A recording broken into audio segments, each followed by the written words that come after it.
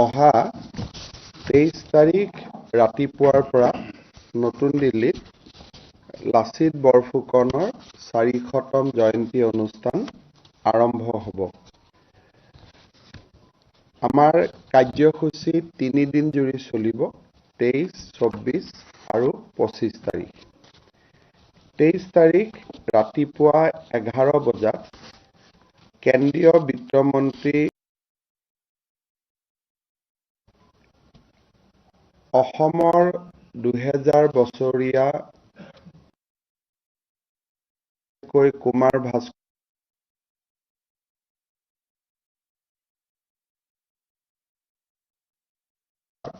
খুব সুন্দৰ এক্সিবিশন এখন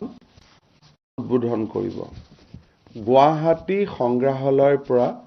যিবিলাক সামগ্ৰী লৈ যাব পাৰি, ডেমেজ হোৱাৰ সম্ভাৱনা কম থাকে, তেনেকুৱা বহুত সামগ্ৰী আমি নতুন দিল্লীলৈ লৈ গৈছোঁ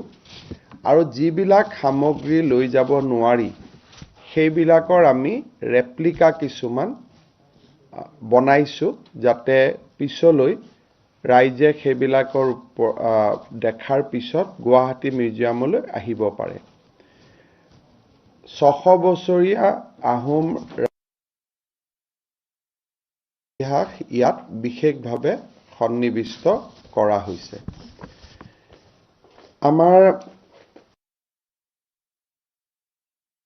চেমিনাৰ অনুষ্ঠিত হ'ব। দ্য আহোম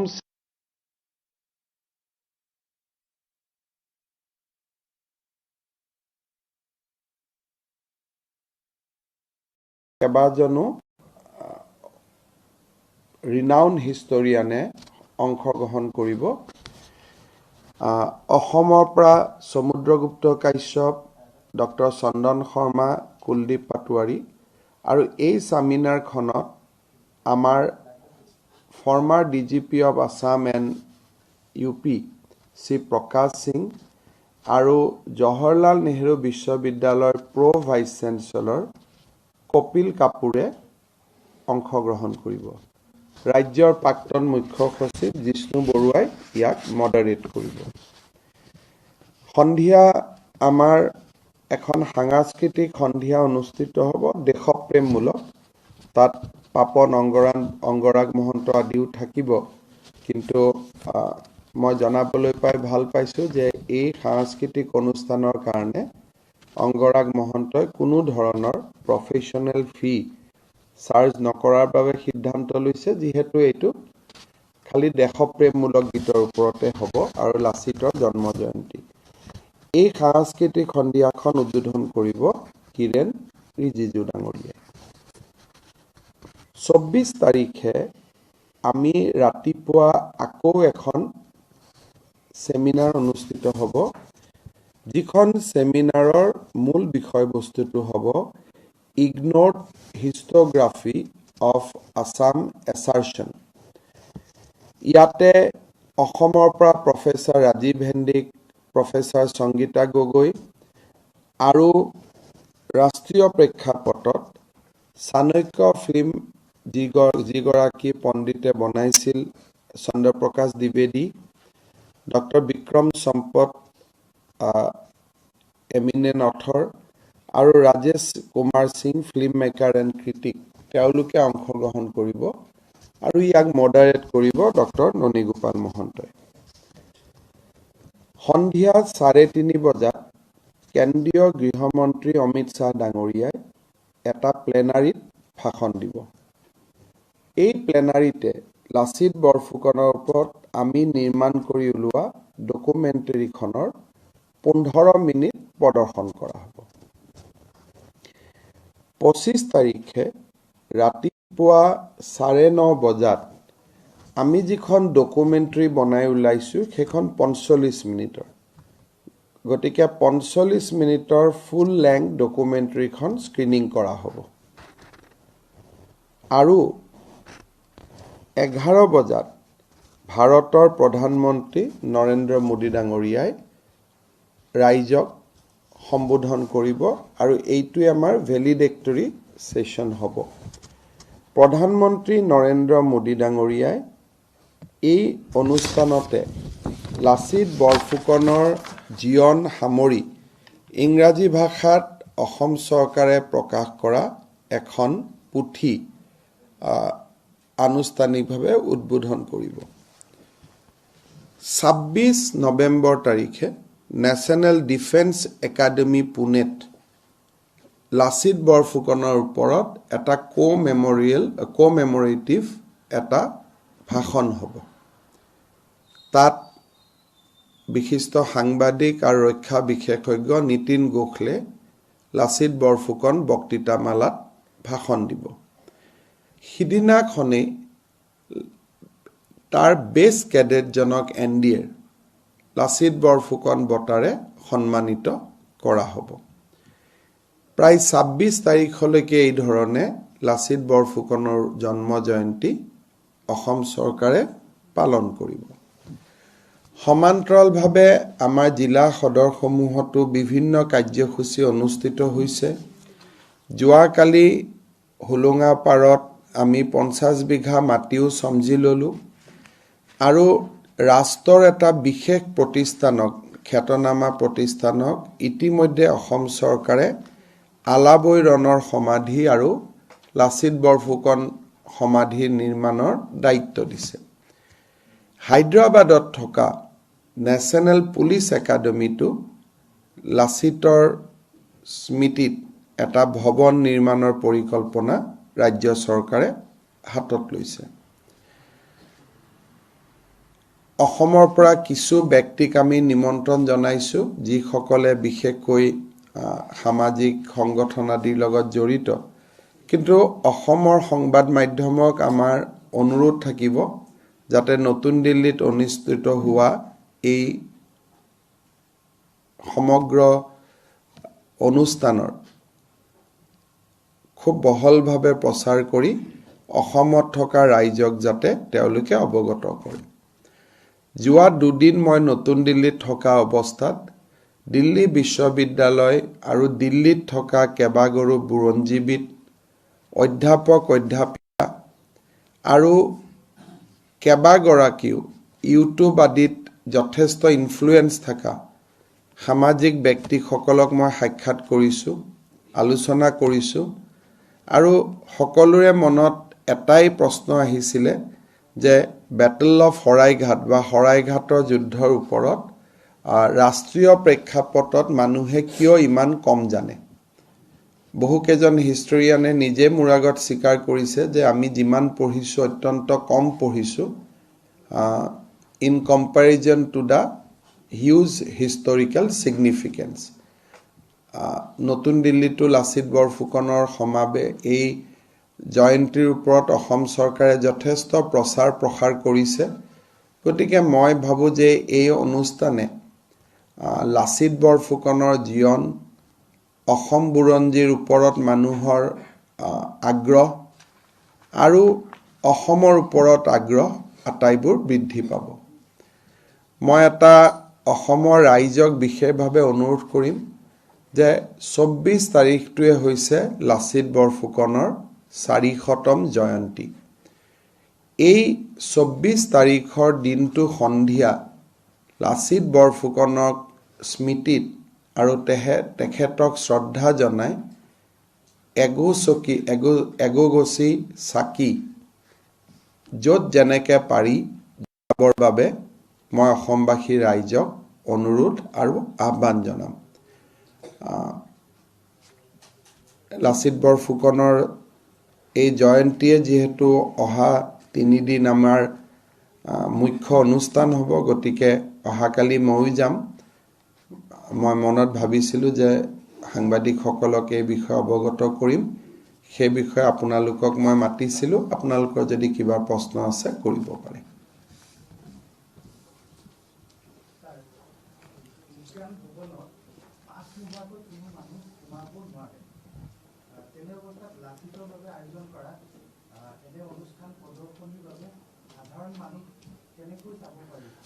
সাধাৰণ মানুহ এনেকুৱা কথা যে নতুন দিল্লীত যিসকল সাধাৰণ মানুহে বিজ্ঞান ভৱনৰ প্ৰদৰ্শনী চাব খোজে বাহিৰত আমাৰ কাউণ্টাৰ থাকিব আমি প্ৰদৰ্শনীত যোৱাৰ কাৰণে ব্যৱস্থা কৰি দিম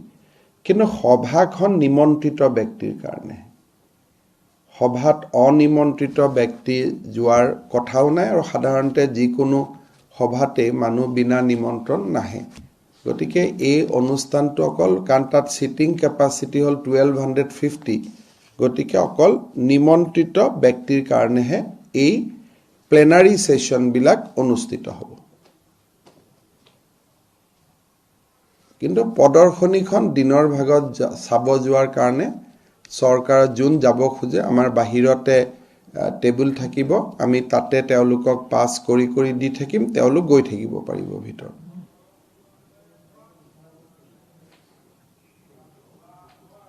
আৰু কাবাৰ যদি কিবা প্ৰশ্ন আছে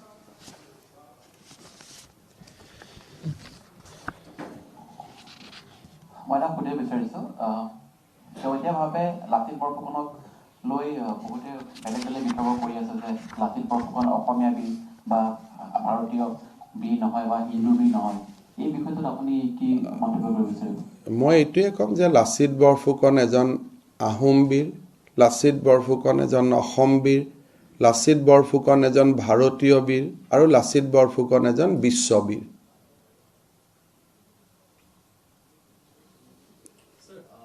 very simple thing ইয়াতটো কোনো বিতৰ্কৰ কথা নাই he was a ahom গতিকে তেখেত আহোম বীৰ তেওঁ এজন অসমীয়া গতিকে তেওঁ অসম বীৰ ভাৰততে তেওঁৰ তুলনামূলক বীৰ খুব কম তেওঁ ভাৰতীয় বীৰ বিশ্বতে তেওঁৰ তুলনামূলক বীৰ খুব কম গতিকে তেওঁ বিশ্ব মহাবীৰ কিন্তু মানে ক'বগতে হিন্দু বীৰ এই বিষয়টো বহুতে মানি ল'ব জানে তেওঁ যদি হিন্দু আছিল তেওঁ হিন্দু বীৰ তেওঁ যদি মুছলমান আছিল তেওঁ মুছলমান বীৰ এটো আপুনি যেনেকে ভাবে তেনেকে কথা হেটো মানুহৰ ৰখৰ ওপৰত কথা যে মানুহে কোনটো আইডেন্টিটি ইনভোক কৰিব কোনোবাই যদি ভাবে যে লাচিত বৰফুকনৰ ৰিলিজিয়ন হিন্দু আছিল তেওঁ হিন্দু বীৰ হ'ব যদি লাচিত বৰফুকনৰ ধৰ্ম হিন্দু নাছিল তেওঁ ডেফিনেটলি হিন্দু বীৰ নহব গতিকে সেইটো বুৰঞ্জীবিদসকলে ক'ব যে লাচিত যদি হিন্দু আছিল তে হিন্দু বীৰ বুলি কোৱা হ'ব কিন্তু আমি তেওঁক আহোম বীৰ অসম সন্তান ভাৰতীয় বীৰ বিশ্ব মহাবীৰ আমি তেওঁক তেনেকৈ সন্মান জনাব বিচাৰিছো Mr. Chief Minister, when this event were started, when you announced this event of Lasit Borfukon's year-long birth anniversary celebration, you had also written to all the chief ministers of India, requesting them to include a chapter. From their letter of acknowledgement has come, but all the new syllabus will be published by 1st April. So we'll know then how many of the state has done something or not. But every CM has written me back, they have acknowledged my letter. Sir, apart from it, state government will appeal or request to the UGC to include the syllabus of the... UGC doesn't take care of syllabus. Syllabus is prepared by individual university. UGC has no role in framing syllabus. So our request to chief ministers, definitely that will be passed on to the different university of the country. So we cannot write to all the university personally. So I have written to all the chief ministers. NCRT Lachit বৰফুকনৰ পাঠ্যক্ৰমৰ ক্ষেত্ৰত কেনেকুৱা তাকো এনচিআৰটিৰ ক্ষেত্ৰত উত্তৰ পূৰ্বৰ সকলো মুখ্যমন্ত্ৰী এনচিআৰটিৰ লগত লাগি আছে যে গোটেই অসম বা উত্তৰ পূৰ্বৰ বুৰঞ্জীৰ বিষয়ে এনচিআৰটিৰ পাঠ্যক্ৰমত আহিব লাগে নতুন কেৰিকুলাম এটা ৰিভিজন হৈ আছে আৰু এনচিআৰটিয়ে ৰাইজৰ পৰাও বহুত পৰামৰ্শ বিচাৰিছে আৰু বিশেষকৈ তেওঁলোকৰ ফোকাছটোৱে আছে অন আনসাং হিৰোজ গতিকে ডেফিনেটলি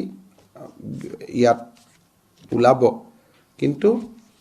অসমে যিমান লাচিতৰ ওপৰত চৰ্চা কৰিব অসমে যিমান লাচিতৰ ওপৰত জনাব আমাৰ মানুহৰ দ্বিধাগ্ৰস্ততা এটা আছে আমাৰ মানুহে কয় যে লাচিতৰ বিষয়ে এনচিআৰটিত লিখিব লাগে আকৌ লাচিত ভাৰতীয় বীৰ নহয় বুলিও কয়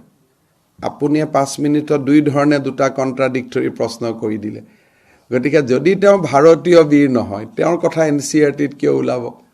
গতিকে তেওঁক আমি যেতিয়া কম তেওঁ ভাৰতীয় বীৰ বিশ্ব মহাবীৰ তেতিয়াহে তেওঁৰ কথা মানুহে লিখিব অক্সফোৰ্ডৰ বুৰঞ্জীটো আহিব বা ভাৰতৰ বুৰঞ্জীটো আহিব লাচিত বৰফুকনক শদিয়াৰ পৰা ধুবুৰীলৈ ইয়াৰ ভিতৰতে এই ধৰণৰ মানসিকতা ইমান দিন আবদ্ধ কৰি ৰাখিছিলে যে লাচিতক অসমতে মানুহে জানিব লাগে তেওঁ অকল অসমীয়াহে আচলতে তেওঁ অসমীয়া বীৰ নহয় তেওঁ বিশ্ব মহাবীৰ আজি লাচিতৰ সমান যুদ্ধ তেওঁ যি ধৰণে জয় কৰিছিল নেপোলিয়নতকৈতো কোনো গুণে কম বুলি আমি ক'ব নোৱাৰো গতিকে আমাৰ মনটো যিমানে আমি বহল কৰি লাচিতক বিশ্বৰ বুকুত লৈ যাব খুজিম সিমানে আমি এই অভিযানত সফল হ'ম আজি যদি ভূপেন হাজৰিকাক আমি কৈ থাকো তেওঁ অসমীয়াহে গীতিকাৰ বা অসমীয়া সুৰকাৰ আমিতো কম যে হি যে ৱৰ্ল্ড হিৰো তেওঁ বিশ্বৰ এজন যেনেকে পল ৰবসন আছিল তেনেকুৱা তেখেত গতিকে ইতিহাসৰ নায়ক সংগীতৰ নায়ক সংস্কৃতিক নায়ক তেওঁলোকক কোনো পৰিধিয়ে বান্ধি নাৰাখে তেওঁলোক মানুহৰ বাবে প্ৰেৰণা সমাজৰ বাবে প্ৰেৰণা লাচিতৰ বীৰত্ব অকল অসমীয়াকে প্ৰেৰণা নিদিয়ে বিশ্বক প্ৰেৰণা দিয়ে সেইকাৰণে চিলাৰায় নামৰ আগতো মানুহে লিখে বিশ্ব মহাবীৰ চিলাৰায় সেইকাৰণে মই দুই এটা আৰ্টিকল দেখিছো তেওঁলোকৰ ওপৰত সমবেদনা আহে আৰু কি ক'ব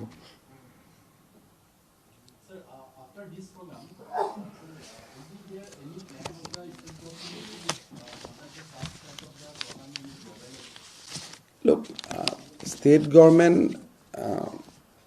because this is a 400 years, we have celebrated. But etia lasitok global platform loi jo ami সকলোৱে কৰিব লাগিব এতিয়া ধৰক আজি আমি এপটোত লাচিতৰ বিষয়ে লিখিব খুজিছিলো আপোনালোকে জানি আচৰিত হ'ব যে বৰাক ভেলীৰ পৰা ম্যাক্সিমাম মানুহে লিখিছে বৰাক উপত্যকাৰ পৰা maximum manuhe jua porokhileke to Karimganj was fast in writing uploading essay on Lasit Boru bhashat kimane Lasitor বিষয়ে লিখিছে মই পিছত আপোনালোকক ডিস্ট্ৰিক্ট ওয়াইজ দিব পাৰিম কিন্তু আসলতে তেওলুকে অসমীয়াৰ পৰা লৈ গৈ মানুহে লাচিতক বিশ্ব পৰ্যায়লৈকে লৈ গৈ আছে আপোনালোকে জানি ভাল পাব these are very important thing Sirangor pra 6000 মানুহে লিখিছে আর out of this most are written in Bodo তার পিছত ডিমা হাসাওর প্রা 11000 মানুহে লিখিছে ডিমা হাসাওত কিন্তু অসমীয়া মিডিয়ামে নাই ভেরি লিমিটেড ইম্প্যাক্ট ডিমা হাসাওর official medium mainly Hindi and Bengali so Dima হাসাওর প্রায় 11000 মানুহে লিখিছে Karimganjor pra can you believe 50,000 মানুহে লিখিছে লাচিতৰ 50,000 আৰু যদি মই অলপ আগলৈকে আৰু যাওঁ তেতিয়ালে ওয়েস্ট কাৰ্বি আংলংৰ লিখিছে 3000 কাছাৰ পৰা লিখিছে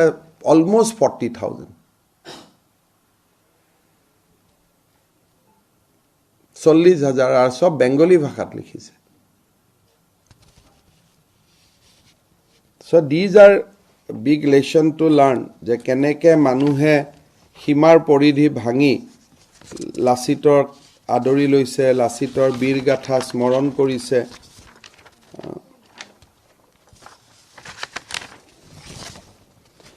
এতিয়ালৈকে আমাৰ 17 লাখ আপলোড হৈছে 17 লাখৰ ভিতৰত 12,15,000 লিখিছে অসমীয়া 1,04,000 মানুহে বেঙ্গলি ভাষাত লাচিতৰ বিষয়ে লিখিছে 1,04,000 ইংৰাজী ভাষাত লিখিছে 1,34,000 গাৰো ভাষাত লিখিছে 812 জন 872 বড়ো ভাষাত ইমানে লিখিছে 54,000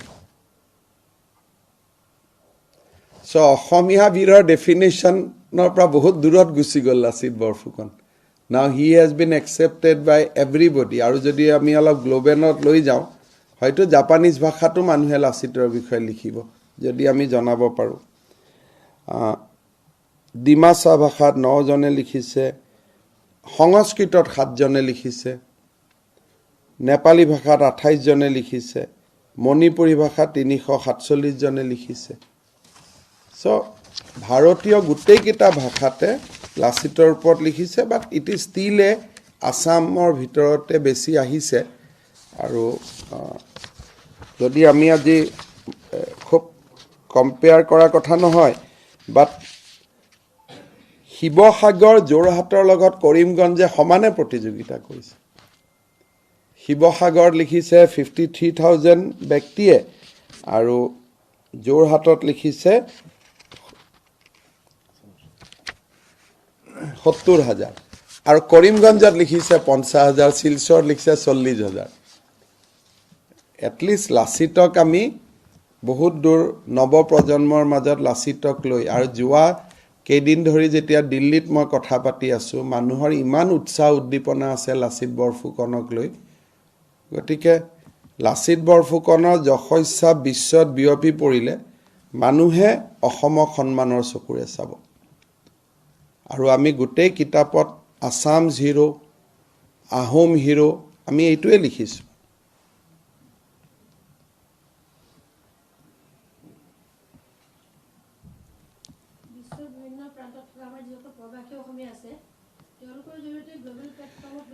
তেখেতসকলৰ দায়িত্ব এইটো ইমানখিনি আমাৰ অসমীয়া এছ'চিয়েশ্যন আছে কিমান তেওঁলোকেও এছেট মই আগভাগ লৈছে মই নাজানো কিন্তু আমিতো বিচাৰিম যে তেখেতসকলেও 400তম জয়ন্তীটো পালন কৰক গ্লোবেলি এতিয়ালৈকে আমি এছে ৰাইট আপ হৈছে 17,64,738 ইমানখিনি হৈছে আৰু মই ভাবো যে এইটো বাঢ়ি গৈ থাকিব মানে মোৰ এটা মনে মনে সংখ্যা আছে সংখ্যাটো পাওনে নাপাও নাজানো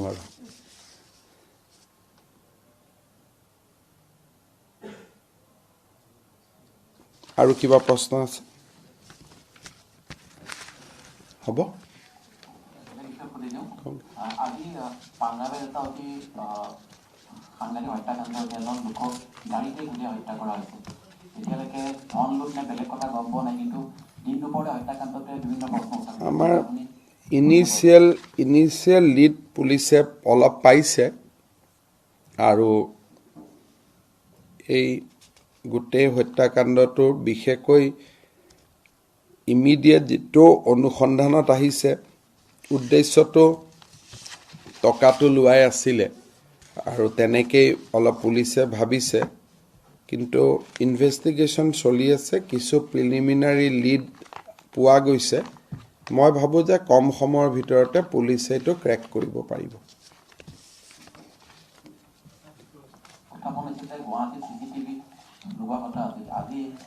এইটো চিচিটিভিত ফুটেজ গোটেইবোৰ আহিছে যি নহওক তেওঁৰ চিচিটিভিটো হেলমেটত আছিলে গতিকে যিহেতু দুইজন ব্যক্তিয়ে হেলমেটত আহিছিলে হেলমেট পিন্ধি আহিলে চিচিটিভিৰ পৰা আমি ফুটেজৰ কোনো বিশেষ লাভ নহয় আৰু বাইকটো নাম্বাৰ প্লেট নাছিলে সেইকাৰণে চিচিটিভি আমাক লাগে গুৱাহাটীৰ নেক্সট স্মাৰ্ট চিটিৰ প্ৰজেক্টটোৱে চিচিটিভি এতিয়াতো য'ত ট্ৰেফিক সিগনেল আছে তাত চিচিটিভি আহি গ'ল বাকি জাগাৰ কাৰণেও চিচিটিভি নিবিদাৰ প্ৰক্ৰিয়া আৰম্ভ হৈছে কিন্তু বহুত বেছি আমি চিচিটিভিৰ কথা আলোচনা কৰি থাকো কাৰণে আজিকালি জুনে যি কৰিব আহে হেলমেটটো পিন্ধি আহে সেইকাৰণে মই ভাবো যে পুলিচৰ হাতত বাকি ইনভেষ্টিগেটিং টুলো আছে আৰু পুলিচে ব্যৱহাৰ কৰি ব্যক্তিজনক বাহিৰ কৰিব পাৰিব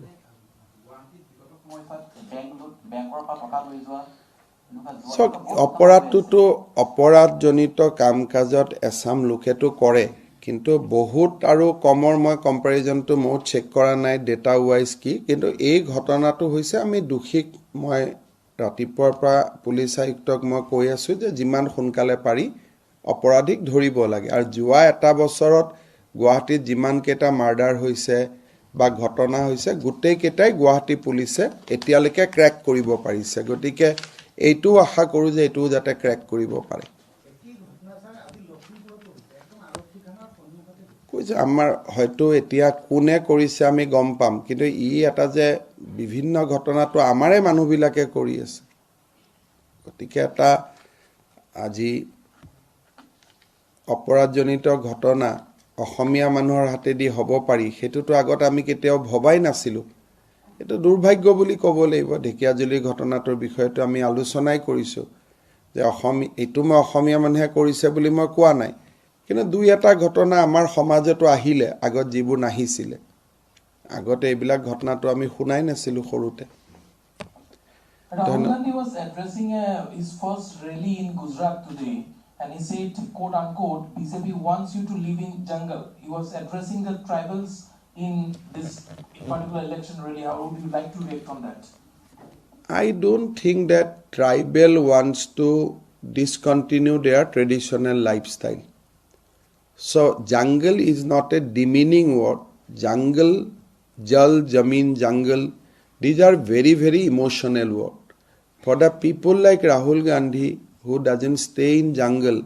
for him this may be a word, or this may be a word which is a questionable word. But jal, jamin, jungle is the most precious three words for the tribal community. Tribal wants to live traditionally, but tribal wants to do modern things. So I don't know what context Rahul ji has said, but jungle is not a demeaning word.